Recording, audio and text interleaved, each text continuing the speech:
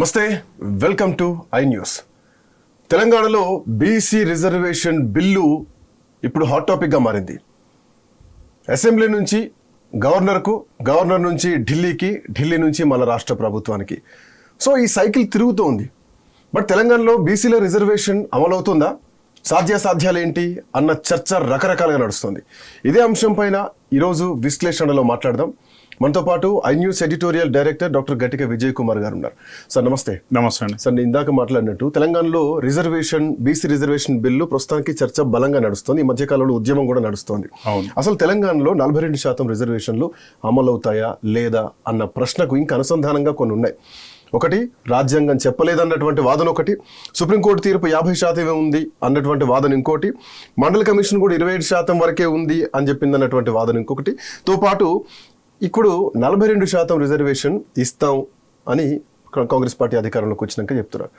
సాధ్యాసాధ్యాలు ఏంటి, ఎంతవరకు ఇది వర్కౌట్ అవుతుంది?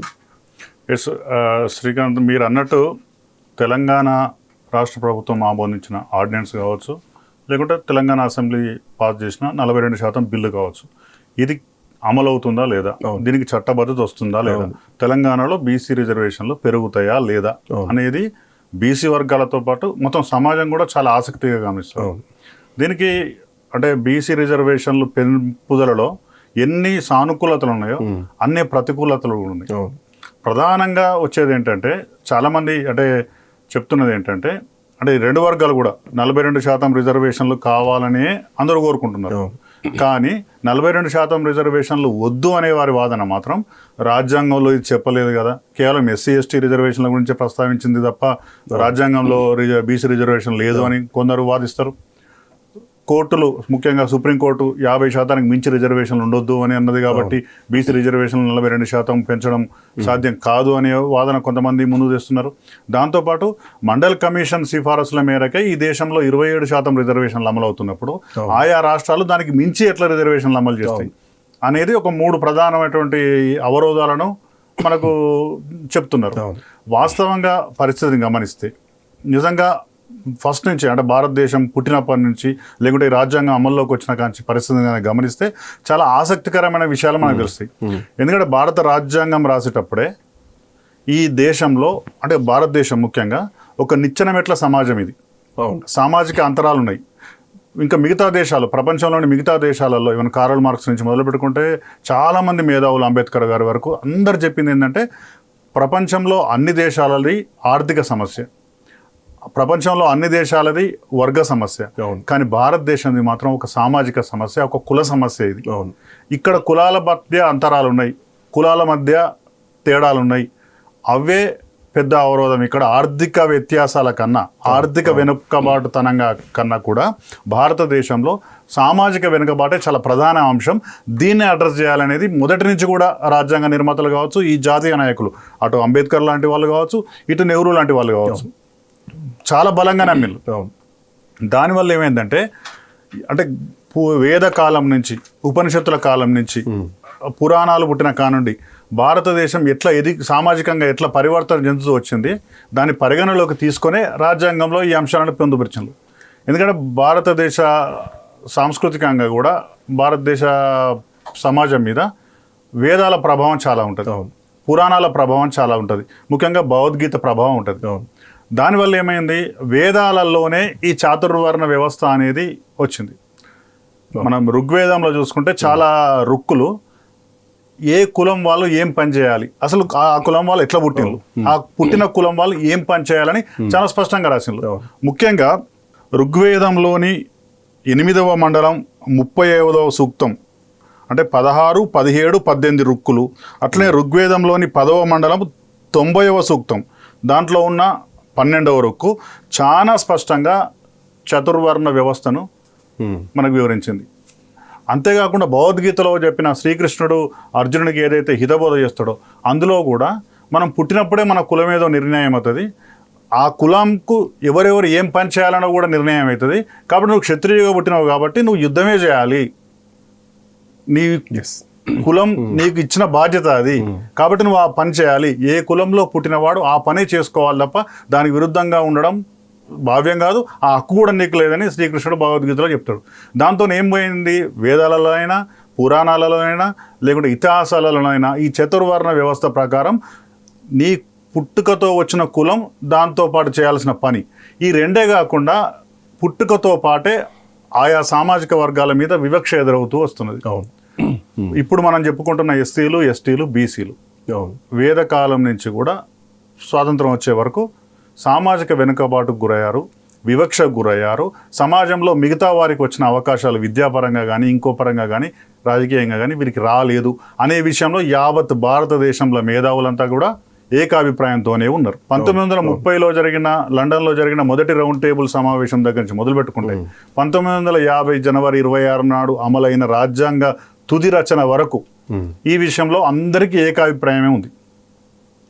అయితే ఒక ప్రశ్న మీరు అడిగారు, రాజ్యాంగం అసలు బీసీలకు రిజర్వేషన్లు ఇవ్వాలని చెప్పలేదు కదా అని. నిజంగా రాజ్యాంగం బీసీలకు రిజర్వేషన్లు ఇవ్వలేదని చెప్పలేదా అనే ప్రశ్నకు చాలా స్పష్టమైన సమాధానం కూడా ఉంది. భారత రాజ్యాంగ సభ జరిగినప్పుడు బీసీలకు రిజర్వేషన్లు ఇచ్చే అంశం చాలా కూలంకషంగా చర్చ జరిగింది. ఎస్సీ, ఎస్టీ, బీసీలు ఈ సమాజంలో సామాజిక వివక్షకు, వెనుకబడుతనానికి, అవకాశాలు పొందలేకపోవడానికి అనేక కారణాలు ఉన్నాయి. వీళ్ళని అప్లిఫ్ట్ చేయాలంటే, వీళ్ళని మిగతా వాళ్ళతో సమానం చేయాలంటే వీరికి ప్రత్యేక అవకాశాలు, రిజర్వేషన్లు కల్పించాలని ఈ 3 వర్గాల గురించి చాలా స్పష్టంగా రాజ్యాంగంలోని ఆర్టికల్స్ పేర్కొన్నాయి. కొందరు ఏమంటారంటే ఆర్టికల్ 14 ప్రకారం ఈ దేశంలో సమానత్వ హక్కు ఉన్నది. ఒక కులం పరంగా కానీ, ఒక వర్గం పరంగా కానీ, లేకుంటే లింగ పరంగా కానీ భేదం చూపించొద్దు అని ఆర్టికల్ 14 చెప్తున్నది. ఆర్టికల్ 14 అట్లా చెప్పినప్పుడు మళ్ళీ రిజర్వేషన్లు కల్పించి అసలు ఆర్టికల్ 14 అనే సమానత్వ హక్కుకు భంగం వాటిల్లుతున్నదనే ఒక వాదన కూడా కొంతమంది ఇస్తున్నారు. కానీ రాజ్యాంగం రాసే నిర్మాతలు చాలా స్పష్టంగా ఆర్టికల్ 14, ఆర్టికల్ 15, ఆర్టికల్ 16 అట్లే ఆర్టికల్ 340 వీటిల్లో రిజర్వేషన్లు ఎట్లా ఇవ్వాలి, అవకాశాలు ఎట్లా ఇవ్వాలి, బీసీ లేనిది, ఎస్సీ లేనిది, ఎస్టీ లేనిది అనే విషయం మీద చాలా క్లియర్ కట్ డైరెక్షన్స్ మన ప్రభుత్వాలకు అందించిపోయింది. రాజ్యాంగం చాలా స్పష్టంగా పేర్కొన్నది. అవేవో రాజ్యాంగం అమల్లోకి వచ్చిన తర్వాత తీసుకొచ్చిన సవరణలు కాదు. మొట్టమొదటి రోజు రాజ్యాంగం అమలు చేసిన రోజు నుంచి కూడా అవి అందులో ఉన్నాయే. ఏది సవరణ ద్వారా తీసుకొచ్చింది లేదు. సవరణ ద్వారా తీసుకొచ్చింది ఈడబ్ల్యూఎస్ రిజర్వేషన్లు మాత్రమే. మిగతా అన్ని కూడా యాజ్ ఇట్ ఈస్గా ఉన్నాయి. అయితే ఆర్టికల్ 14 ఏం చెప్పింది, దానికి ఎవరికి అనుకూలంగా వాళ్ళు ఎట్లా భాష చెప్పిందో మనం ఒకసారి చూద్దాం. ఆర్టికల్ 14 ఏం చెప్పింది మనకు యాక్చువల్గా ఇండియన్ కాన్స్టిట్యూషన్ పార్ట్ 3లో ఉన్న ఫండమెంటల్ రైట్స్ అనే ఒక విభాగంలో article 14 equality before law. The state shall not deny to any person equality before the law or the equal protection of the laws within the territory of India. అంటే ఏంటి? చట్టం ముందు సమానత్వం. భారత భూభాగంలో ఉన్న వ్యక్తులందరూ సమానంగా భారత చట్టాల ప్రకారం కాపాడబడవలెను. అనగా ప్రభుత్వం వ్యక్తుల పట్ల కుల, మత, వర్ణ, వర్గ, లింగ, పుట్టిన ప్రదేశాల ఆధారంగా ఎలాంటి వివక్ష చూపరాదు. అర్థమైంది కదా? ఇది ఆర్టికల్ 14 చెప్పింది. నిజమే, ఏ వివక్ష లింగపరంగా కానీ, మతపరంగా కానీ, కులపరంగా కానీ, పుట్టిన ప్రాంతం పరంగా కానీ వివక్ష చూపొద్దు అన్నది నిజం. అందరికీ సమాన అవకాశాలు రావాలి అన్నది కూడా ఆర్టికల్ 4లో చాలా స్పష్టంగా చెప్పారు. కానీ భారతదేశం ఎదిగి వచ్చిన, అంటే పరివర్తన చెందుతూ వచ్చిన క్రమం ఏంటిది? వివక్ష చూపుతూ వచ్చిండ్రు. ఎవరెవరి పట్ల చూపెట్టిండ్రు వివక్ష? ఎస్సీల పట్ల చూపెట్టిండ్రు, ఎస్టీల పట్ల చూపెట్టిండ్రు, బీసీల పట్ల చూపెట్టిండ్రు, మహిళల పట్ల చూపెట్టిండ్రు, మైనారిటీల పట్ల చూపెట్టిండ్రు, పిల్లల పట్ల కూడా చూపెట్టిండ్రు. ఈ విషయం నేను చెప్తున్నదో మనం డిస్కస్ చేస్తున్నదో కాదు, భారత రాజ్యాంగంలో రాసి ఉన్న అక్షరాలు ఇవన్నీ. ఈ వర్గాలు అనాదిగా వెనుకబాటుకు వివక్ష గురవుతున్నాయి కాబట్టి వీరికి ప్రత్యేక అవకాశాలు కల్పించాలనేది 15(4) అంటే 15 ఆర్టికల్లోని 4వ భాగంలో, 16 ఆర్టికల్లోని 4వ భాగంలో కూడా చాలా స్పష్టంగా చెప్పిండ్రు. ఎందుకు అంటే భారతదేశ ప్రజలు, భారతదేశంలో ఉన్న సమస్య సామాజిక సమస్య, ఇది ఆర్థిక సమస్య కాదు. ఇంకొక విషయం కూడా మీకు చాలా క్లారిటీగా చెప్పాలి శ్రీకాంత్ గారు. ఇక్కడ చాలా మంది అనుకుంటారు కదా, కొన్ని కులాలలోని కొంతమంది వ్యక్తులు, బీసీ కులం కావచ్చు, ఎస్టీ కానీ, ఎస్సీ కావచ్చు, కొంతమంది ఆర్థికంగా ఎదగగానే కొంతమంది వచ్చే వాదన ఏంటంటే, ఆయనకేమైందా కోటీశ్వరుడు కదా, ఆయనకేమైందా లక్షాధికారి కదా, ఆయన ఇంకా బీసీలు ఉంచుడైంది, ఆ కులాన్ని ఇంకా ఎస్సీలలో ఉంచుడైంది, ఆ కులాన్ని ఇంకా ఎస్టీలలో ఉంచుడైంది అనే ఒక ప్రశ్న కూడా వస్తుంది. మనం మామూలుగా పైన చూసినప్పుడు నిజం కూడా అనిపిస్తుంది. నిజంగా కూడా వాళ్ళకి బాగా ధనవంతులు కదా, ఆ కులం బాగా డెవలప్ అయింది కదా, వాళ్ళ కులవృత్తి బాగా డబ్బులు సంపాదించే కులవృత్తే కదా, ఇంకా వాళ్ళను బీసీలను ఎందుకు ఉంచాలి, ఇంకా వీళ్ళు ఎస్టీలేనా, ఇంకా వీళ్ళు ఎస్సీలైన ఒక ప్రశ్న కూడా మనం చాలా సందర్భాల్లో వింటాం. బట్ భారతదేశంలో రిజర్వేషన్లు అనేటి ఆర్థిక పరిస్థితులను బట్టి ఇచ్చినవి కాదు. విద్యాపరంగా సామాజికంగా వెనుకబాటుకు సంబంధించిన ప్రశ్న ఇది.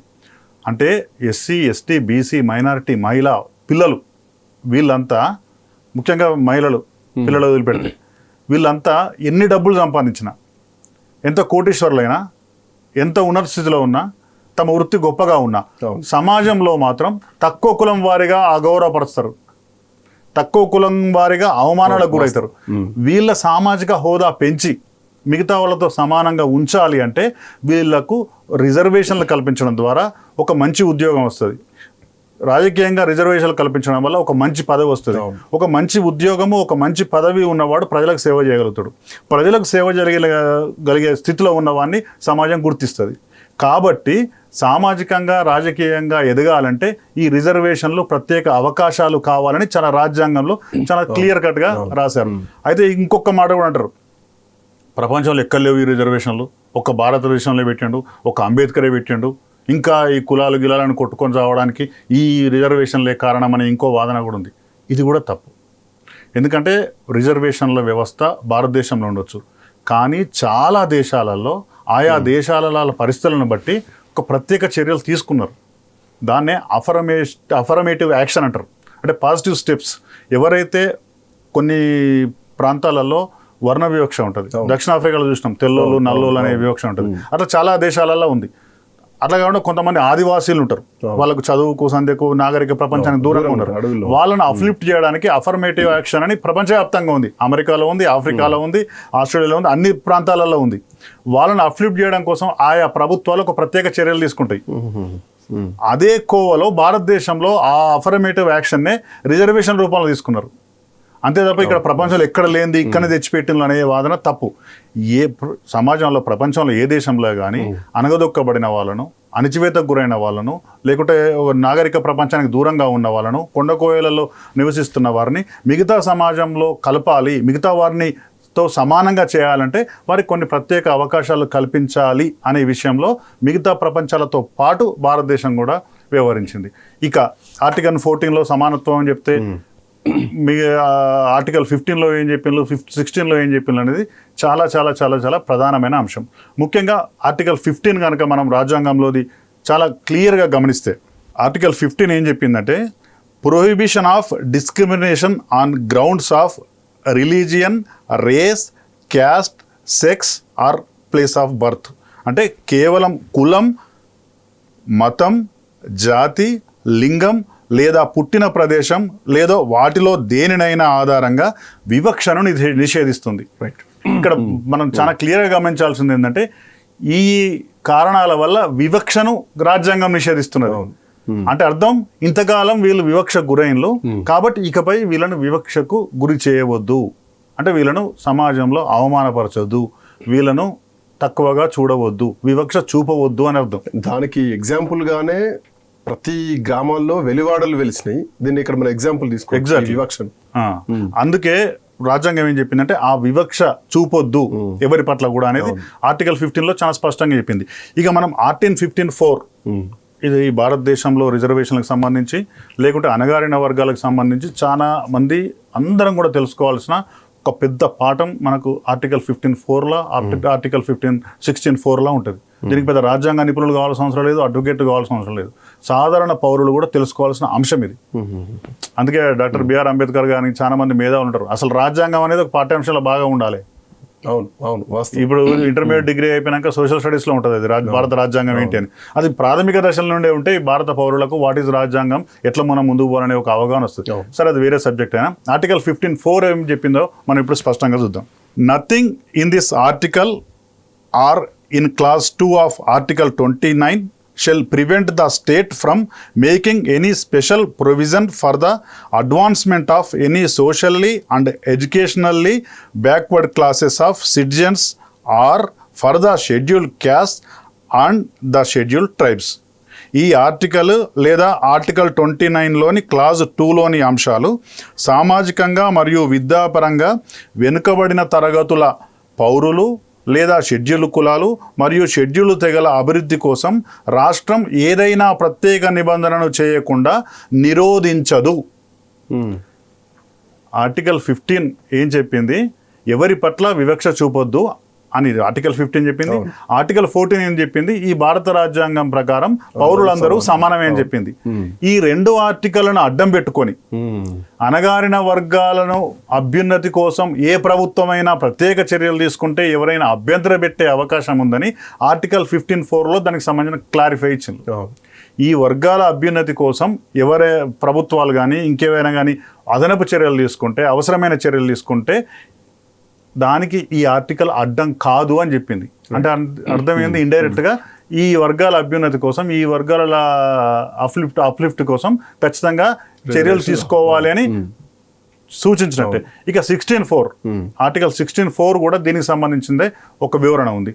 అదేంటంటే, nothing in this article shall prevent the state from making any provision of reservation of appointments or posts in favor of any backward class of the citizens which in the opinion of the state is not adequately represented in the services under the state.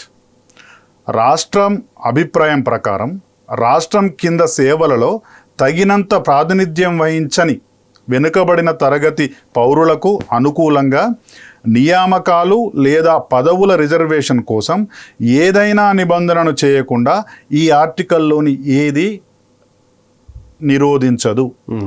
అంటే దీని అర్థం ఏంటంటే, అంటే ఇంతకుముందు చెప్పినట్టే 14-15 article అందరూ సమానం అన్నారు కదా, మళ్ళీ ఇదే సమానం కాకుండా వీళ్ళకి రిజర్వేషన్ ఎట్లా ఇస్తారంటే ఆ విషయం కూడా ఆ రాజ్యాంగం చాలా స్పష్టంగా చెప్పింది.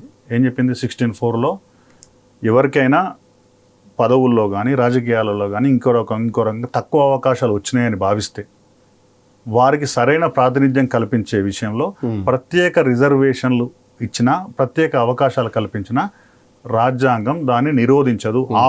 ఆపదు మీన్స్ చేయడానికి ప్రభుత్వానికి ఆ హక్కు అవకాశం ఉంది అని ఈ రాజ్యాంగంలో చాలా స్పష్టంగా చెప్పింది. అంటే నేను టోటల్గా చెప్పేది ఏంటంటే, రాజ్యాంగం ఎస్సీల గురించి ఎస్టీల గురించి ఎంతైతే ఆలోచించిందో, ఎంతైతే జాగ్రత్తలు తీసుకున్నదో, బీసీల గురించి కూడా అంతే జాగ్రత్తలు తీసుకున్నది.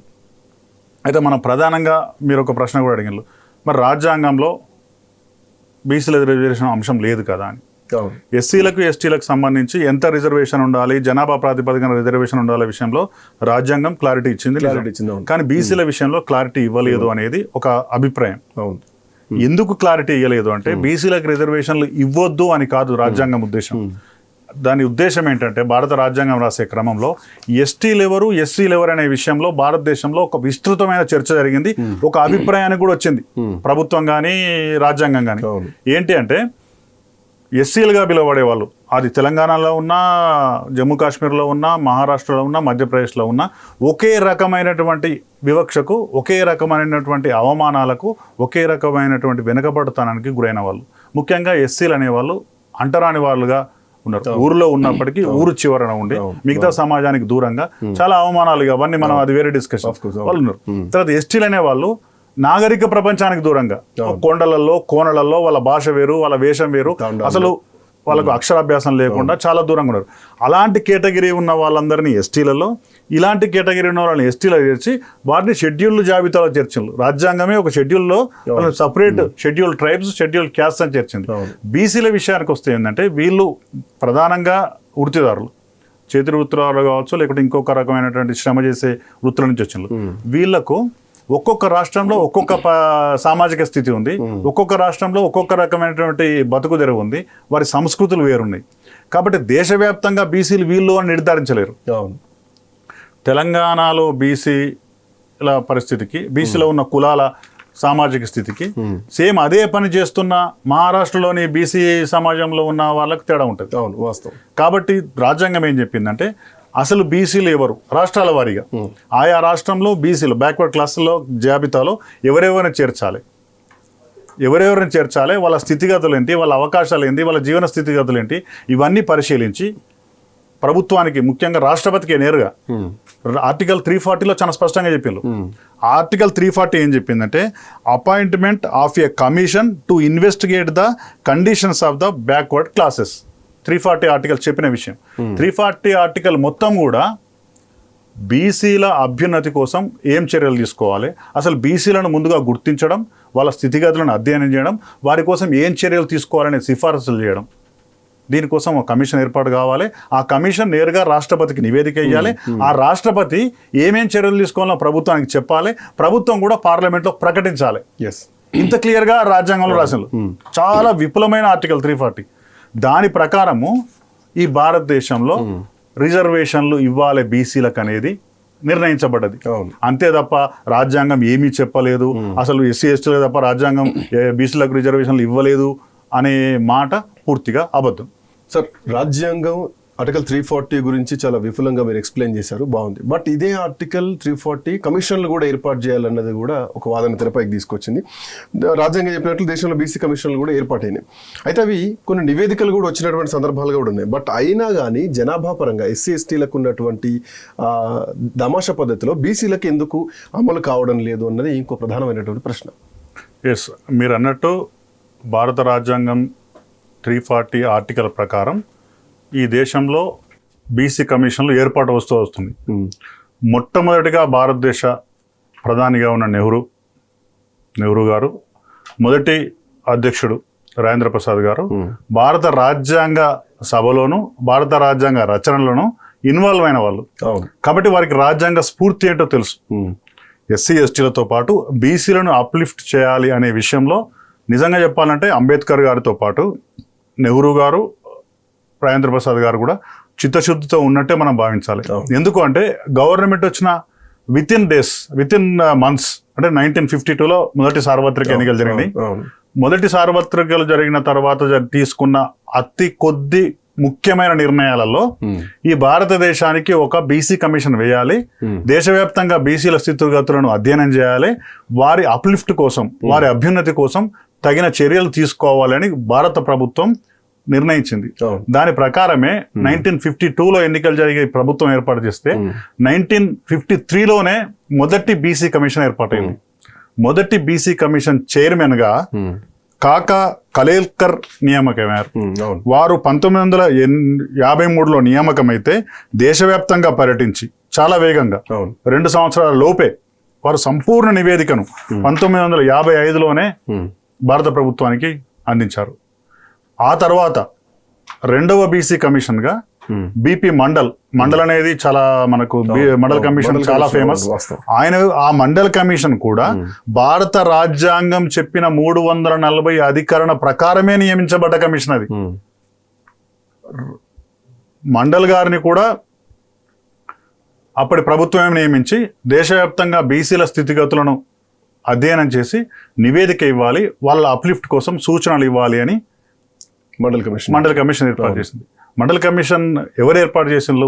1978లో మొరార్జీ దేశాయ్ ప్రభుత్వం ఏర్పాటు చేసింది.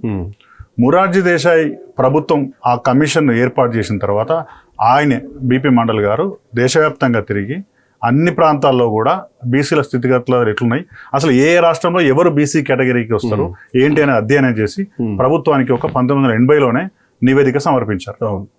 అందులోనే అప్పుడే భారతదేశంలో దాదాపు 52% మంది బీసీలు ఉన్నారు అనే ఒక నివేదిక కూడా ప్రభుత్వానికి సమర్పించింది. అయితే ఆ మండల్ కమిషన్ సిఫారసులను అమలు చేయడంలో దాదాపు ఒక 10 ఏళ్ల జాప్యం జరిగింది. దానికి ప్రధాన కారణం ఏంటంటే అప్పుడున్న రాజకీయ పరిస్థితులు.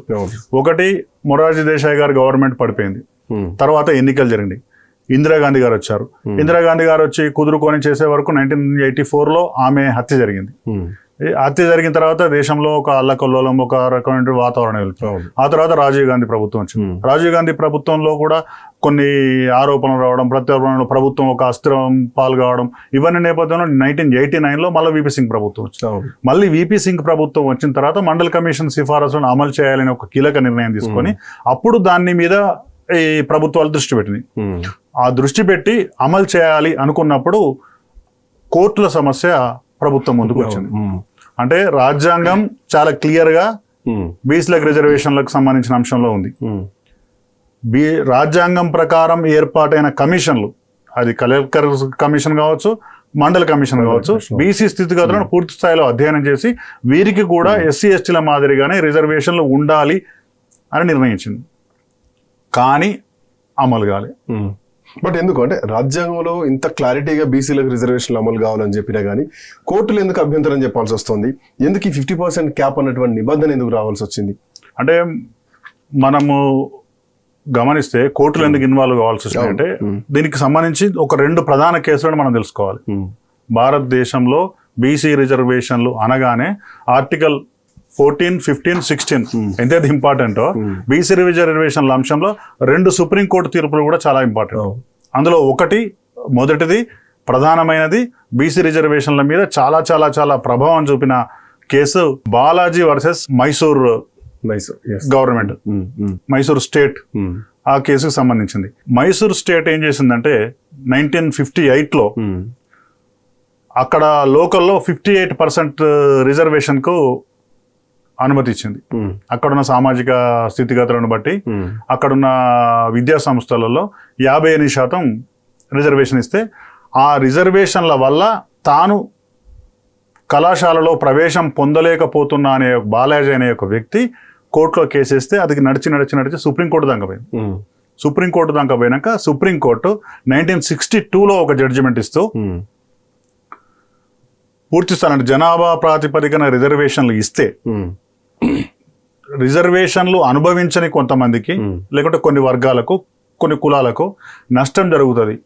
కాబట్టి రిజర్వేషన్లు పొందని కులాల వారులకు కూడా వాళ్ళ ప్రతిభ ఆధారంగా అవకాశాలు రావాలి. కాబట్టి రిజర్వేషన్ల పరిమితిని 50% కుదిస్తూ అప్పుడు సుప్రీంకోర్టు తీర్పిచ్చింది.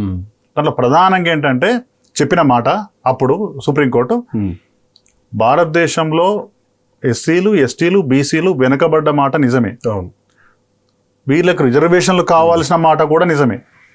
ఓకే, కానీ 100% లేకుంటే 90%, 80% రిజర్వేషన్లు ఇచ్చుకుంటూనే పోతే రిజర్వేషన్ల అవకాశం లేని కులాల వారికి అన్యాయం జరుగుతుంది. First point. నెంబర్ 2, వెనుకబాటుతనం అనేది కేవలం కులం ఒక్కటే ఫ్యాక్టర్ కాదు, అనేక ఫ్యాక్టర్ల వల్ల వెనుకబాటుతనం ఉంటుంది. కాబట్టి రిజర్వేషన్లు ఉండాలి, బట్ దీనికి ఒక లిమిట్ ఉండాలి అనేది అప్పుడు సుప్రీంకోర్టు భావించి 1962లో ఈ 50% సీలింగ్ అని పెట్టింది. 1962లో వచ్చిన ఈ రూలింగ్ వల్ల, ఈ ఆదేశాల వల్ల మండల్ కమిషన్ సిఫారసులు కూడా జనాభా ప్రాతిపదికన ఉండాలి అని చెప్పిన 27% కుదించాల్సి వచ్చింది. 27% ఎందుకు వచ్చినాయి ఆ రోజు? మండల కమిషన్ రిపోర్ట్ ప్రకారం కూడా 52% పైగా బీసీలు ఉన్నారని తేలింది. అయినా 22% ఎందుకు, సగమే ఎందుకు వచ్చింది అంటే దానికి ఒక ప్రధాన కారణం ఏంటంటే అప్పటికే ఎస్సీలకు, ఎస్టీలకు ఎంత రిజర్వేషన్ ఉండాలనేది నిర్ణయం అయిపోయింది దేశంలో. ఈ దేశంలో దాదాపు 15% పైగా ఎస్సీలు ఉన్నారు, దాదాపు 7%, 7.5% వరకు ఎస్టీలు ఉన్నారు. అంటే పార్లమెంట్ సీట్లలో కానీ కేంద్ర ప్రభుత్వ అవకాశాలలో కానీ మొత్తంగా కూడా కోట 23% అయిపోయింది. అవును, అంటే సుప్రీంకోర్టు చెప్పిన 50%లో 23% ఎస్సీ ఎస్టీలకు వెళ్ళిపోయింది. ఇక మిగిలిన వాటా 27%. కాబట్టి ఆ 27% బీసీలకు ఇవ్వచ్చు అనే ఒక అవగాహనకు వచ్చి మండల సిఫారసులను అమలు చేసే క్రమంలో అప్పుడున్న విపి సింగ్ గవర్నమెంట్ దీనికి ఇచ్చింది. అయితే దీనిపైన కూడా విపి సింగ్ గారు నిర్ణయం తీసుకున్న తర్వాత కూడా మళ్ళీ కోర్టుల కేసేసింది. ఇందిరా సహాని కేసు. అది ఇందిరా సహాని కేసు ఏంటంటే 1992లో ఇందిరా సహాని కేసు విషయం ఏంటంటే ఎప్పుడైతే బాలాజీ వర్సెస్ మైసూరు స్టేట్ కేసులో కులం వెనుకబడుతనానికి ఒక సంకేతం కాదు అని చెప్పింది. అయినప్పుడు ఈ రిజర్వేషన్లు మళ్ళీ బీసీలకు 27% ఇవ్వడం వల్ల మిగతా వాళ్ళకి అన్యాయం జరుగుతుంది. కాబట్టి ఈ రిజర్వేషన్ విధానాన్ని తీసేయండి. ఒకటి, రాజ్యాంగంలో కూడా బీసీలకు సపరేట్గా 27% ఇవ్వాలని చెప్పలేదు. ఇది రాజ్యాంగ విరుద్ధం అనేది ఇంకొకటి. ఇంతకుముందు మనం డిస్కస్ చేసినట్టే 14, 15 ఆర్టికల్లో ఎక్కడ కూడా సమానత్వం అన్నారు. ఈ రిజర్వేషన్లు ఇవ్వడం వల్ల సమానత్వం అనే ఒక స్ఫూర్తికి తూట్లు పడుతున్నాయి. కాబట్టి ఈ రిజర్వేషన్ చెల్లకుండా తీర్పియమంటే దాని మీద కూడా కూలంకషంగా చర్చించి లేదు ఈ దేశంలో కులం అనేది చాలా ఇంపార్టెంట్. వెనుకబడుతనానికి, వివక్షకు కులపరంగా జరిగే అన్యాయమే చాలా కీలకం. కాబట్టి కులం అనేది వెనకబాటుకు ఒక సంకేతం. ఈ రిజర్వేషన్లు ఉండాల్సిందే. 50% రిజర్వేషన్ లోబడి 27% రిజర్వేషన్లు బీసీలకు ఇవ్వడం చాలా న్యాయసమ్మతం అని అప్పుడు 1992లో ఇందిరాసాని కేసులో సుప్రీంకోర్టు తీర్పిచ్చింది. దాని ప్రకారమే ఇవాళ భారతదేశంలో 27% రిజర్వేషన్లు అమలవుతున్నాయి. బట్ ఇందిరాసాని కేసు ఒకటి 1992లో మీరు అన్నట్టు, ఇక్కడ సుప్రీంకోర్టు ఇంకొక క్లాస్ కూడా చెప్పడం జరిగింది. ప్రత్యేకమైనటువంటి పరిస్థితుల్లో రిజర్వేషన్లు పెంచుకోవడానికి అవకాశం ఉంది, 50% రిజర్వేషన్లను మించి వెళ్ళడానికి. సో తమిళనాడు దాని ఎగ్జాంపుల్ మనం అనుకుందాం. బట్ ఇప్పటికీ సుప్రీంకోర్టులో ఈ న్యాయ విచారణలు ఇంకా జరుగుతూనే ఉన్నాయి. So what I'm saying, supreme court తీర్పులు ఫైనలా, ఇవేమైనా మారే అవకాశాలు ఉంటాయా అన్నది కూడా ఇంకొక ప్రశ్న. ఒక విషయం మనం గమనించాలి, భారత రాజ్యాంగంలోనే ఇప్పటికీ 100-120కి పైగా సవరణలు జరిగినాయి. అవును. అంటే భారత రాజ్యాంగంలో రాసిందే ఫైనల్ కానప్పుడు సుప్రీంకోర్టు తీర్పులు కూడా ఫైనల్ కావు. రాజ్యాంగమైనా, శాసనసభ పార్లమెంటు చేసే చట్టాలైనా, కోర్టులు ఇచ్చే తీర్పు అయినా ఆయా సామాజిక పరిస్థితులు సమకాలీన పరిస్థితులకు అనుగుణంగా ఉండాల్సిందే తప్ప దానికి విరుద్ధంగా ఉండడానికి లేదు. భారతదేశం ప్రజాస్వామ్య దేశం. ప్రజాస్వామ్యంలో ప్రజలకు ఏది కావాలని నిర్ణయించుకునే హక్కు ఉంటుంది. ప్రజలు ఎన్నుకున్న ప్రభుత్వం తీసుకున్న నిర్ణయాన్ని కోర్టులు కూడా ప్రభావితం చేయలేవు. అయితే ఇందులో కోర్టులను కూడా మనం తప్పట్టాల్సిందే లేదు. ఎందుకంటే కోర్టులు కూడా ఏం చెప్పినాయి అంటే, నువ్వు ప్రత్యేక కేసులలో రిజర్వేషన్ ఇవ్వడానికి కోర్టులకు అభ్యంతరం లేదే అని చెప్పింది. దాని ప్రకారం భారతదేశంలో చాలా రాష్ట్రాలలో 50% రిజర్వేషన్ కన్నా మించి ఉన్నాయి. మీరు ఇంతకుముందు చెప్పినట్టు తమిళనాడు రాష్ట్రం. తమిళనాడు రాష్ట్రంలో అక్కడ ఒక సామాజిక ఉద్యమాల స్ఫూర్తి కావచ్చు, అక్కడ ఉన్నటువంటి నాయకుల చిత్తశుద్ధి కావచ్చు, రాజకీయ పక్షాల ఐక్యత కావచ్చు, ఒక అంశం పట్ల, అన్ని విషయాలు కాకపోవచ్చు, అట్లీస్ట్ బీసీ రిజర్వేషన్లు లేకుంటే యావత్ వెనుకబడిన వర్గాలు, బడుగు బలహీన వర్గాలను అఫ్లిప్ చేయాలనే దాంట్లో అక్కడున్న రాజకీయ చిత్తశుద్ధి కావచ్చు. అప్పుడు ప్రధానంగా కరుణానిధి, జయలలిత లేకుంటే కరుణానిధి, రామచంద్రన్, వీళ్ళందరూ కూడా బీసీలకు లేకుంటే మొత్తానికి అణగారిన వర్గాలకు 69% వరకు రిజర్వేషన్ ఇవ్వాలనే విషయంలో ఏకాభిప్రాయంతో ఉన్నారు. బీసీలు సమాజంలో 50%కి పైగా ఉన్నారు కాబట్టి బీసీలకు 50%, అప్పుడున్న ఆ రాష్ట్రంలో ఎస్సీల జనాభా 18% అంటే వారికి 18, ఎస్టీల జనాభా 1% ఉంది అక్కడ కాబట్టి 1%, 69% రిజర్వేషన్లు ఇవ్వాలని అక్కడ నిర్ణయం జరిగింది. అంతేకాదు 50% రిజర్వేషన్ ఇవ్వాలనే నిబంధన చాలా రాష్ట్రాల్లో కూడా సాధ్యం కాలే. ఎందుకు సాధ్యం కాలేదంటే, ఈశాన్య రాష్ట్రాలు ఉంటాయి కొన్ని, మణిపూర్ లాంటి, నాగాలాండ్ లాంటి, లేకుంటే అస్సాం లాంటి, ఇంకా చాలా రాష్ట్రాలు ఉంటాయి. ఆ రాష్ట్రాల్లో ట్రైబ్స్ ఎక్కువ. రాజ్యాంగం ఏం చెప్పింది, ట్రైబ్స్ కు జనాభా ప్రకారం రిజర్వేషన్ ఇవ్వాల్సిందే అని చెప్పింది. ఒక్కొక్క రాష్ట్రంలో 70%, ఒక రాష్ట్రంలో 80%, ఒక రాష్ట్రంలో 90%, ఇట్లా ట్రైబ్స్ ఉంటారు. కాబట్టి రాజ్యాంగం చెప్పిన దానికి అనుగుణంగా వాళ్ళకి రిజర్వేషన్లు ఇవ్వాల్సిందే. ఇప్పుడు మన దగ్గర కూడా తెలంగాణలో కూడా మరి కొన్ని ఏరియాలు చూడండి, ఈ భద్రాచలం లాంటి ఏరియాలు, ఏటూరు నాగారం లాంటి ఏరియాలు, ఆదిలాబాద్ లాంటి ఏరియాలలో స్థానిక సంస్థల రిజర్వేషన్లు అన్ని ఎంపీటీసీలు ఎస్టీలకి రిజర్వ్ అవుతాయి. అక్కడ ఈవెన్ మార్కెట్ కమిటీ చైర్మన్లు, మండల పరిషత్ చైర్మన్లు, లేకుంటే జడ్పీటీసీలు కూడా ఎస్టీలకే రిజర్వ్ అవుతాయి. ఇక అందులో ఇంకొకరికి అవకాశం రాదు. ఎందుకంటే ఆ ప్రాంతాలలో ఎస్టీల జనాభా ఎక్కువ కాబట్టి వారికి ఎక్కువ రిజర్వేషన్ ఉంటుంది. అట్లా భారతదేశంలో చాలా రాష్ట్రాలలో ఎస్టీలు ఎక్కువ ఉన్న కాడ 50%కి మించిన రిజర్వేషన్ అందింది. ఒక పాయింట్. నెంబర్ 2 పాయింట్ ఏంటంటే, మీరేం చెప్పారంటే సుప్రీంకోర్టు తీర్పు ఫైనలా, ఇక దాన్ని సమీక్షించడానికి అవకాశం లేదా అనేది ఒక పాయింట్ చెప్పారు. గుడ్, మంచి పని. ఈ భారతదేశంలో ఇప్పుడు ఈడబ్ల్యూఎస్ రిజర్వేషన్లు అమలవుతున్నాయి. ఎకనామికల్లీ వీకర్ సెక్షన్ అనేది చెప్పేసి వాళ్ళకు రిజర్వేషన్లు అమలవుతుంది. 50% లిమిట్ ఉన్నప్పటికీ ఈడబ్ల్యూఎస్ వారికి 10% రిజర్వేషన్ కేటాయిస్తూ ప్రభుత్వం నిర్ణయం తీసుకున్నది. దాని సుప్రీంకోర్టు కూడా ఓకే చెప్పింది. మరి 50% సీలింగ్ ఉన్నప్పుడు ఇంకొక 10% కల్పిన్లు, అంటే 60% రిజర్వేషన్ అమలవుతున్నట్టే కదా దేశంలో. 60% రిజర్వేషన్ అమలయ్యే అవకాశాన్ని కోర్టులు, ప్రభుత్వం కల్పించినప్పుడు బీసీలకు కూడా ఎందుకు పెంచరు అనేది ఒక ప్రశ్న. ఎగ్జాక్ట్లీ. ఇంకొక విషయం ఏంటంటే, ఈడబ్ల్యూఎస్ రిజర్వేషన్ కూడా కోర్టు మొదట కొట్టేసింది. విపి సింగ్ గవర్నమెంట్ ఉన్నప్పుడు కేంద్రంలో ఒక ప్రతిపాదన వచ్చింది. పివి నరసింహరావు గారి గవర్నమెంట్ దానికి సంబంధించి ఒక చట్టం కూడా, అంటే జీవో కూడా ఇచ్చింది ఈడబ్ల్యూఎస్ రిజర్వేషన్ కోసం. కానీ అప్పుడు సుప్రీంకోర్టు కొట్టేసింది. 50% రిజర్వేషన్లు మించుతాయి ఈడబ్ల్యూఎస్ అన్న. ఇంకొక అంశం, అసలు ఈ భారత రాజ్యాంగంలో ఆర్థికంగా వెనుకబాటుతనం అనే పదం లేదు. రిజర్వేషన్లు ప్రధానంగా ఆర్థిక వెనుకబాటుతనానికి సంబంధించినవి కాదు కాబట్టి రిజర్వేషన్ ఇవ్వడం కుదరదని సుప్రీంకోర్టు చెప్పింది. ఎప్పుడు చెప్పింది? 1992లో. ఓకే, అంటే ఈడబ్ల్యూఎస్ రిజర్వేషన్లు ఈ దేశంలో సాధ్యం కావు, ఆర్థిక పరమైనటువంటి రిజర్వేషన్లు లేవు, ఓన్లీ సామాజిక రిజర్వేషన్లే ఈ దేశంలో ఉన్నాయని సుప్రీంకోర్టు చెప్పింది. కానీ అదే సుప్రీంకోర్టు మళ్ళీ ఈడబ్ల్యూఎస్ రిజర్వేషన్లను అనుమతించింది. దానికి వ్యతిరేకంగా దాఖలైన పిటిషన్ల మీద అనుకూలంగా తీర్పు ఇవ్వలేదు. దీనివల్ల ఏమైతుంది, 10% రిజర్వేషన్లు అమలవుతుంది. అంటే సుప్రీంకోర్టు ఒకసారి చెప్తే ఫైనల్ కాదు, ప్రభుత్వం కరెక్ట్ వాదనలు వినిపించి రిజర్వేషన్లు అనుమతించే అవకాశం లేని కులాలలో వెనుకబాటుతనం ఉంది, వాళ్ళలో పేదలు ఉన్నారు, వాళ్ళ అప్లిఫ్ట్ కోసం మేము 10% రిజర్వేషన్లు పెట్టక తప్పని పరిస్థితి వచ్చింది, కాబట్టి ఇది అనుమతించండి అని ప్రభుత్వం సరైన ఆధారాలతో, సరైన వివరణలతో, సరైన సర్వేలతో కోర్టుకు చెప్తే కోర్టు విన్నది. అంటే కోర్టు అలౌ చేసింది. ఒక కేసు.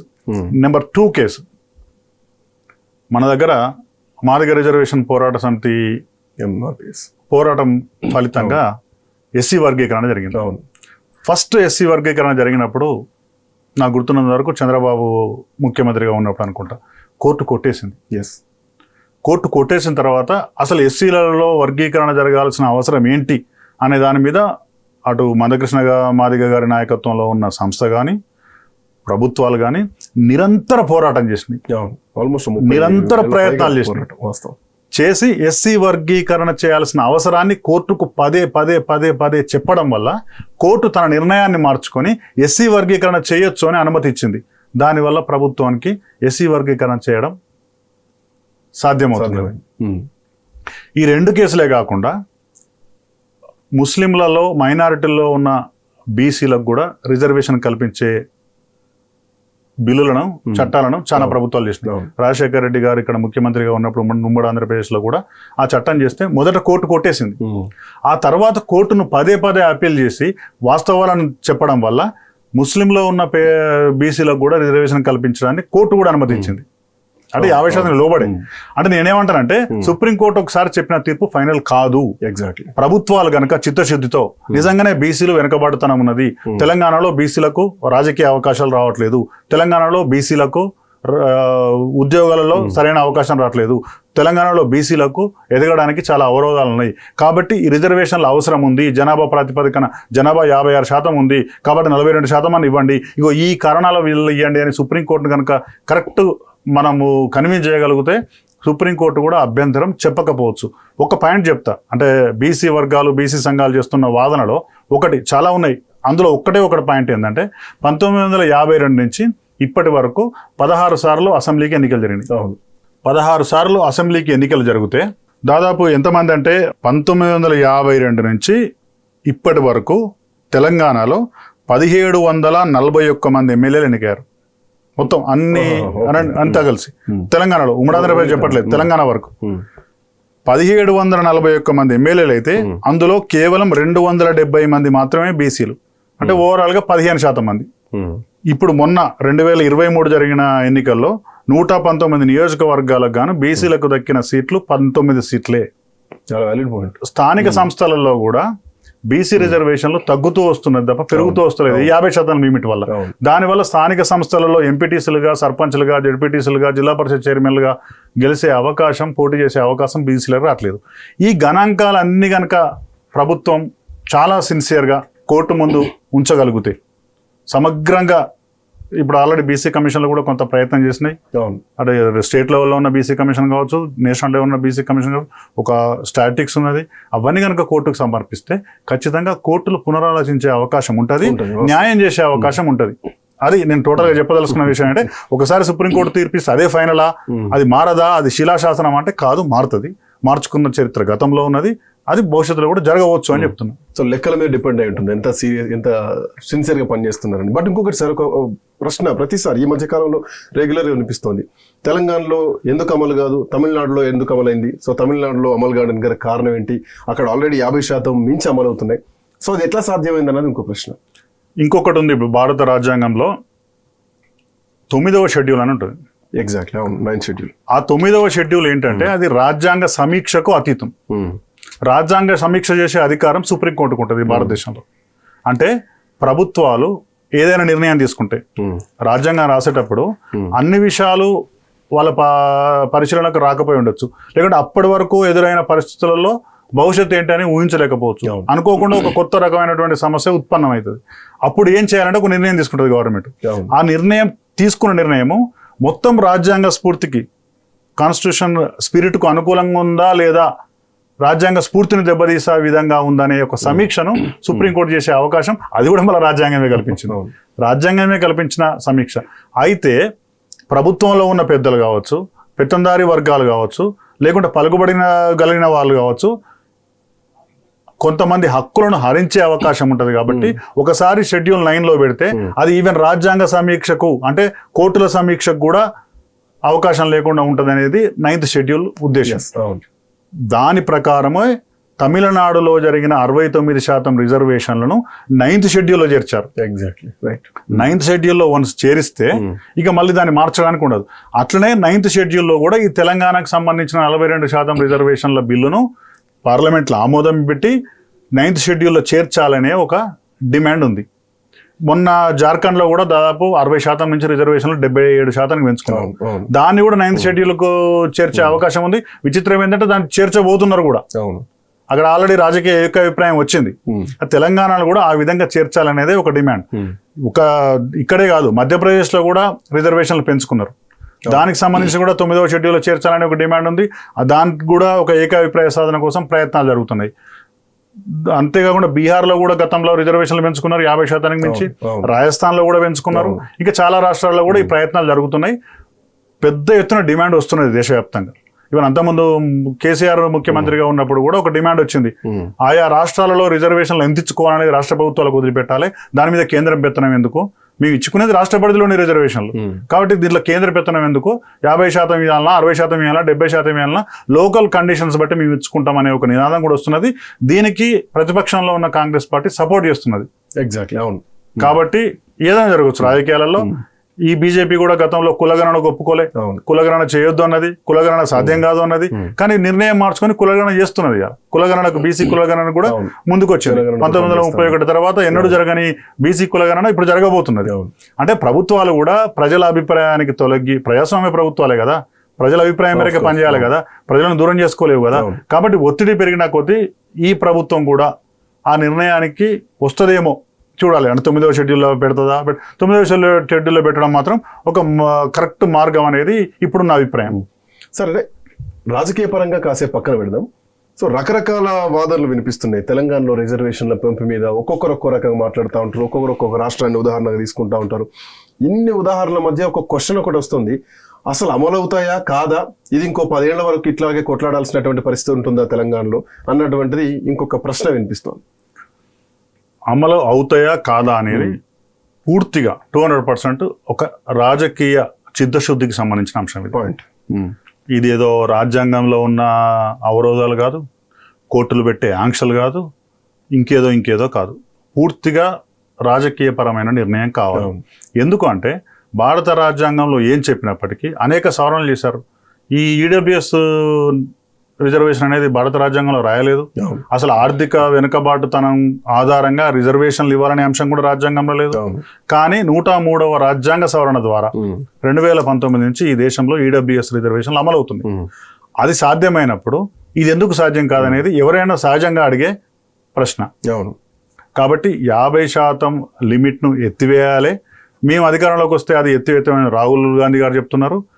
ఈవెన్ బీజేపీ గవర్నమెంట్ కూడా సూత్రప్రాయంగా మేము బీసీలకు వ్యతిరేకం కాదు, కానీ ఆ లిమిట్ ఉంది అని చెప్తున్నది. ప్రభుత్వం తరఫున కొట్లాడి ఆ లిమిట్ ఎత్తేయించగలిగితే, ఇప్పుడు ఆల్రెడీ ఒక రకంగా చెప్పాలంటే భారతదేశంలో 50% మించే రిజర్వేషన్లు అమలు అవుతున్నాయి ప్రతి రాష్ట్రంలో. ఈడబ్ల్యూఎస్ రిజర్వేషన్ వచ్చిన తర్వాత 50 + 10 60% అవుతుంది. తెలంగాణలో కూడా అంటే అటు ప్రభుత్వం అనే కాదు, ప్రభుత్వం చెప్పినా, సామాజిక ఉద్యమకారులు చెప్పినా, కాంగ్రెస్ పార్టీ చెప్పినా, ఎవరు చెప్పినా ఇక్కడ 85% బీసీ, ఎస్సీ, ఎస్టీ మైనారిటీలు ఉన్న రాష్ట్రం. ఇందులో చాలా వరకు వెనుకబడుతనం ఉన్న విషయంలో కాంగ్రెస్ పార్టీకి కానీ, బీఆర్ఎస్ పార్టీకి కానీ, బీజేపీకి కానీ, ఇంకో పార్టీకి కానీ భిన్నాభిప్రాయం లేదు. అప్పుడున్న 10 ఏళ్ల పాటు ఏలిన కేసీఆర్ ప్రభుత్వం ఈ రాష్ట్రంలో రిజర్వేషన్లు పెంచాలనే కోరింది. ఇప్పుడున్న రేవంత్ రెడ్డి గవర్నమెంట్ కూడా ఈ రాష్ట్రంలో రిజర్వేషన్ పెంచాలనే కోరుతుంది. ఎందుకంటే ఈ రాష్ట్రంలో బీసీ, ఎస్సీ, ఎస్టీ జనాభా ఎక్కువ. మొన్న కాంగ్రెస్ ప్రభుత్వం జరిపిన కులగణన కూడా ఈ రాష్ట్రంలో 56% బీసీలు ఉన్నాయని చెప్పింది. 56%లో 10.08 ముస్లిమ్స్ ఉన్నారు. మిగతా వాళ్ళంతా కూడా ఇతర మతాల్లో ఉన్న బీసీలు. అంటే మొత్తంగా 56% మంది, ఇంకా కరెక్ట్ చెప్పాలంటే 56.33% మంది బీసీలు ఉన్నారు. 17.43% మంది ఎస్సీలు ఉన్నారు. 10.45% మంది ఎస్టీలు ఉన్నారు. దీని ప్రకారం రిజర్వేషన్లు అమలు కావాలి అనేది రేవంత్ రెడ్డి గవర్నమెంట్ చెప్తున్న మాట. దీనికి ఎవరు కూడా వ్యతిరేకించడం లేదు. కాబట్టి సాధ్యమా అసాధ్యమా అనే విషయంలో మాత్రమే చర్చ జరుగుతుంది. ఇంకొక పాయింట్ కూడా ఇక్కడ మనం గమనించాలి. ఎస్సీలకు వారి జనాభా ప్రకారం ఇవ్వాలి, ఎస్టీలకు వారి జనాభా ప్రకారం ఇవ్వాలి, బీసీలకు కూడా 27% రిజర్వేషన్ కల్పించాలని మండల కమిషన్ చెప్పింది. దానికి చట్టం దేశంలో రాజ్యాంగ సవరణ దేశంలో అంటే ఈ దేశంలో 27% ఇచ్చుకోవడం అనేది రూల్. ఓకే, మరి మన తెలంగాణ విషయానికి వస్తే 15% పైగా ఎస్టీలు ఉన్నారు, ఎస్సీలు ఉన్నారు, 10% పైగా ఎస్సీలు ఉన్నారు. అంటే ఈ ఇద్దరు కలిపి ఎంత అవుతాను నీకు? ఎస్సీలు 17.43%, ఎస్సీలు 17.43%, ఎస్టీలు 10% పైగా ఉంటే ఈ రెండు కలిపితేనే నీకు 27% దాడుతుంది. ఆ 27 ప్లస్ ఈ 27 కలిపితే 54 అవుతుంది. 54 ప్లస్ 10% ఈడబ్ల్యూఎస్ ఉంది, 64%. 64% న్యాయపరంగా చట్టపరంగా రాజ్యాంగం చేసిన సూచన ప్రకారంగా పార్లమెంట్ చేసిన చట్టాల ప్రకారమే రావాలి. అంటే అప్పుడు కూడా 50% సీలింగ్ దాడుతుంది కదా. ఏం చేసినా 50% సీలింగ్ దాటుతున్నప్పుడు ఇక 50% సీలింగ్ లో అర్థం లేదు అనేది చాలా మంది బీసీ ఉద్యమకారులు కావచ్చు, సామాజికవేత్తలు మాత్రం చెప్పే విషయం. కాబట్టి అది ఇవాళవుతుందా రేపు అవుతుందా అని నిరంతర పోరాటం జరుగుతుంది. ఈడబ్ల్యూఎస్ రిజర్వేషన్ వచ్చినట్టు, ముస్లిం మైనార్టీలకు రిజర్వేషన్ వచ్చినట్టు, ఎస్సీ వర్గీకరణ జరిగినట్టు బీసీ రిజర్వేషన్ల పెంపు కూడా జరిగే అవకాశాలే ఎక్కువ ఉన్నాయనేది నా అభిప్రాయం. బట్ చాలా విషయాల్లో అంటే బీసీ రిజర్వేషన్ బిల్లు తెలంగాణలో కొన్ని చిక్కులు తీసుకొస్తున్నాయి, న్యాయ చిక్కులు ఉన్నాయి దీంట్లో. ఇవన్నీ వస్తున్నటువంటి క్రమంలో అసలు తెలంగాణకు ఉన్నటువంటి మార్గాలు ఏమిటి? తెలంగాణలో ఈ బీసీ రిజర్వేషన్ కళ సాకారం అయ్యేటువంటి అవకాశం కనిపిస్తుందా? తెలంగాణలో బీసీ రిజర్వేషన్ పెంపు సాధ్యమా కాదా అనే విషయానికి కంక్లూడ్కి వచ్చే ముందు అసలు ఇలా తెలంగాణ రాష్ట్రంలో బీసీ రిజర్వేషన్ పెంచాలని చేస్తున్న ప్రయత్నం కూడా మొత్తం స్వతంత్ర భారతదేశంలో బీసీ ఉద్యమానికి లేకుంటే బీసీ రిజర్వేషన్ల పెంపుకు జరుగుతున్న డిమాండ్లలో ఒక మైల్ స్టోన్ గా మాత్రం నిలిచిపోతుంది. ఎందుకంటే ఈ దేశంలో 1931 తర్వాత కులగణన జరగలేదు, తెలంగాణలో జరిగింది. సరే, అందులో తెలంగాణలో సమగ్రంగా జరిగిందా అసమగ్రంగా జరిగిందా, లోటుపాట్లు ఉన్నాయా పొరపాట్లు ఉన్నాయా ఇవన్నీ పక్కన పెడితే మొత్తం మీద కులగణన జరిగింది. కేంద్ర ప్రభుత్వం కులగణన నిర్ణయం తీసుకోకముందే తెలంగాణలో కులగణన పూర్తయింది. ఇది దేశానికి రోల్ మోడల్ అని ప్రతిపక్షం వాదిస్తాను. కాబట్టి తర్వాత తెలంగాణ కామారెడ్డి డిక్లరేషన్ ప్రకారం 42% రిజర్వేషన్ ఇవ్వాలనేది తెలంగాణ అసెంబ్లీ తీర్మానం చేసింది. తీర్మానం చేసి పార్లమెంట్కి పంపింది.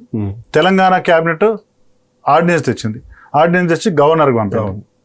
ఈ రెండింటితో పాటు ఒక జీవో కూడా తేబోతున్నది. అంటే మొత్తంగా ఇవాళ దేశవ్యాప్తంగా ఎప్పుడు ఎక్కడ బీసీ రిజర్వేషన్ల పెంపు అంశం లేకుంటే 50% సీలింగ్ ఎత్తివేసే అంశం చర్చకు వస్తే ఖచ్చితంగా తెలంగాణలో ఏం జరిగిందనే విషయం కూడా చర్చకు వస్తుంది. అంటే ఆర్డినెన్స్ పాస్ అయినా చర్చకు వస్తుంది, అది రిజెక్ట్ చేసినా చర్చకు వస్తుంది, పార్లమెంటు ఆమోదించినా చర్చకు వస్తుంది, ఆమోదించకున్నా చర్చ వస్తుంది. ఏదేమైనా ఇలా దేశ రాజకీయాల్లో ముఖ్యంగా బీసీ రిజర్వేషన్ అంశంలో తెలంగాణ అంశం ఒక మైల్ స్టోన్ గా ఒక రిఫరెన్స్ గా మాత్రం నిలిచిపోతుంది. ఇక అమలు అవుతుందా కాదా? అమలు అవుతుంది. తెలంగాణ రాష్ట్రం రావాలనే ఒక ప్రజల డిమాండ్ 1969లో ప్రారంభమైతే అనేక రకాల ఉద్యమాల తర్వాత 2001లో వచ్చిన మలిదశ ఉద్యమం తర్వాత మొత్తంగా సాకారమైంది. ఒక డిమాండ్లో న్యాయం ఉంటే, ఒక డిమాండ్లో ధర్మం ఉంటే, అది రాజ్యాంగానికి లోబడి ఉంటే, అది ప్రజాస్వామ్యయుతమైనది అయితే ఎప్పటికైనా నెరవేరుతుంది. అది అధర్మం అయితే, అది ప్రజాస్వామ్య విరుద్ధమైతే, అది అరాచకమైతే నెరవేరదు. ఇది ప్రజాస్వామ్య దేశం. ఈ దేశంలో ప్రభుత్వాలు ప్రజలు ఓట్లేస్తూనే రావాలి. కాబట్టి ప్రజల అభిప్రాయానికి అనుగుణంగా వ్యవహరించాలి. కాబట్టి ఖచ్చితంగా బీసీ రిజర్వేషన్ పెంపు అనే విషయంలో అన్ని రాజకీయ పార్టీలు ఇష్టం ఉన్నా లేకున్నా, ఈ పాయింట్ కూడా నోట్ చేసుకోండి, ఇష్టం ఉన్నా లేకున్నా బీసీ రిజర్వేషన్ల పెంపు విషయంలో సానుకూలంగా ఉన్నాయి. కాబట్టి ఇవాళ అవుతుందా, రేపు అవుతుందా, ఎల్లుండి అవుతుందా, బట్ అవుతుంది అనే విషయంలో నాకు పూర్తి విశ్వాసం అయితే ఉన్నది. Thank you sir, thank you. మొత్తానికి చాలా మంచి వ్యాలిడ్ ఇన్ఫర్మేషన్, మంచి విశ్లేషణ ఇచ్చినందుకు థ్యాంక్ యూ సో మచ్. మొత్తానికి బీసీల రిజర్వేషన్ పెంపు అనేటువంటి డిమాండ్ తెలంగాణలో బలంగా వినిపిస్తోంది, ఒక ఉద్యమంలా నడుస్తోంది. సో దీంట్లో ఉన్నటువంటి సాధ్యాలు ఏంటి అనేటువంటి విశ్లేషణ ఇప్పటి వరకు అందించడం జరిగింది. మరో విశ్లేషణలో మళ్ళీ కలుద్దాం. Keep watching I news.